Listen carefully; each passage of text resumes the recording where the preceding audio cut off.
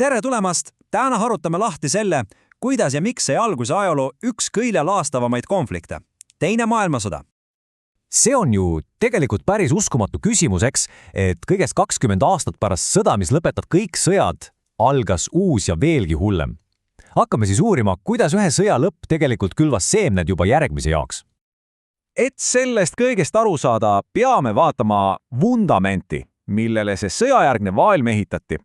Ja see vundament oli ikka väga-väga habras. Nii et meil oli siin Versailles süsteem, mis paberil pidi rahu tagama, aga tegelikult tekitas tohutult pingeid ja vimma. Ja siis oli Rahvaste Liit, mis oli üsna hambutu. Kui mõni riik otsustas reegleid rikkuda, ei suutnud nad suurt midagi teha. 30ndate lõpuks oli olukord juba päris plahvatusohtlik. Ja sellisele ebastabiilsele pinnasele on väga lihtne uue konflikti seemneid külvata. Neid seemneid toitsid peamiselt 3 asja: poliitika, majandus ja ideoloogia. Poliitiliselt oli pilt päris kirju. Saksamaa muidugi tahtis kogu esimese maailmasõja järgse korra pea peale pöörata. Lääneriigid proovisid Hitlerit lepitada, lootes rahu säilitada, aga see tegelikult ainult julgustas teda. Ja idas oli Stalin, kellel olid omad plaanid Nõukogude Liidu piiride laiendamiseks. Kõik need ambitsioonid kokku, see oli retsept katastroofiks. Ja majandus, see oli nagu õli tulle valamine. Hitler lahendas Saksamaa majanduskriisi massiivse relvastumisega, aga selline sõjamajandus vajas pidevalt uusi ressursse ja vallutussõjad tundusid selleks ainus lahendus. Ka Nõukogude Liit pumpas meeletult raha Punaarmeesse, samal ajal kui tavalised inimesed elasid viletsuses. Mõlemad riigid ehitasid sõjamasineid, mis vajasid kasutamist. Ja siis on ideoloogiad. 2 täiesti vastandlikku maailmavaadet, aga mõlemad liikusid samas suunas, sõja poole. Hitler vajas saksa rahvale eluruumi, mida pidi teistelt jõuga ära võtma. Stalin tahtis kommunismi läände laiendada, samuti sõjalise jõuga. Ühes sõnaga, kuigi nad vihkasid teine teist, oli nende meetod, vallutussõda, täpselt sama. Ja siit näeme, kui kiiresti see kõik eskaleerus. 1933 tuleb Hitler võimule.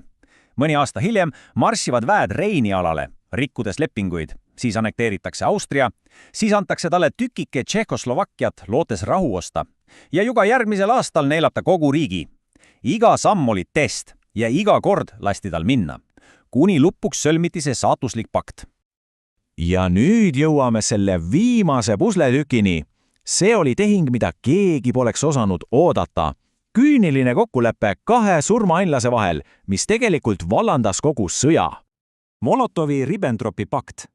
Paberil lihtsalt mitte kalletungil leping, aga tegelikult salaine lisaprotokoll, mis jagas Ida-Euroopa, Saksamaa ja Nõukogude Liidu vahel ära. Hitler sai vabad käed Poola ründamiseks, kartmata, et Stalin teda selja tagant ründab. See oli roheline tuli sõjaks. Pakt oli sõlmitud, nüüd polnud enam miski takistuseks. Sõda või salata. Ja see juhtus kiiresti. 1. septembril tungib Saksamaa Poolasse. 2 päeva hiljem kuulutavad Suurbritannia ja Prantsusmaa Saksamaale sõja, aga nad ei tee suurt midagi. Ja siis 17. septembril tuleb idast sisse Punaarmee. Poola oli lõksus 2 hiiglase vahel. Kuu lõpuks oli riik Saksamaa ja Nõukogude Liidu vahel lihtsalt ära jagatud. Aga see oli alles algus.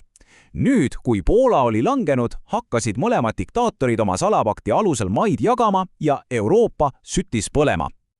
Stalin ei raisanud aega. Eesti, Läti ja Leedu suruti vastastikuse abistamise paktidesse, mis tegelikult tähendas Punaarmee baaside sissetoomist. Rumeelialt võeti tükk maad ja siis pöörati pilk Soome poole, kes julges Nõukogude Liidu nõudmistele ei öelda. Ja siit algas talvesõda. Vaatage neid numbreid. Nõukogude Liidul oli peaaegu 2 korda rohkem sõdureid, aga vaadake tanke ja lennukeid, see oli täiesti ebavõrdne võitlus. Paberil poleks Soomel tohtinud olla mingitki lootust. Aga juhtus ime. Soomlased võitlesid nii kangelaslikult, et see šokeeris tervet maailma. Nad küll kaotasid alasi, aga suutsid säilitada oma iseseisvuse. Ja mis veel olulisem, see paljastas, et Punaarmee polnudki nii võitmatu kui kardeti. Samal ajal läänes Saksamaa vallandas oma kuulsa Blitzkriegi, välksõja. Ja see oli lihtsalt uskumatu kiirus. Aprillis Taani ja Norra, mais Luksemburg, Belgia, Holland ja juunis Prantsusmaa. Kujutage ette, 22. juuniks oli Prantsusmaa langenud ja Hitler sundis neid alistumislepingule alla kirjutama täpselt samas raudteevagunis, kus Saksamaa oli esimeses maailmasõjas alla andnud. See oli ülim alandus. Aga üks saareriik keeldus alistumast. Winston Churchilli juhtimisel teatas Suurbritannia maailmale, et nemad võitlevad edasi. Randadel, tänavatel, põldudel, nad ei anna iial alla. Ja nad pidasid vastu. Saksamaa pommitas Briti linnu, aga ei suutnud nende vaimu murda. Lõpuks pidi Hitler oma sissetungiplaanid edasi lükkama. Sellest vaikesest saarest sai viimane lootuse majakas keset pimedat ja vallutatud Euroopat. Nii et seis oli selline. Peaaegu kogu Euroopa oli langenud. Suurbritannia seisis üksi vastu. Ja suur küsimus oli, mis saab edasi? Kas üldse miski suudab seda pealetungi peatada?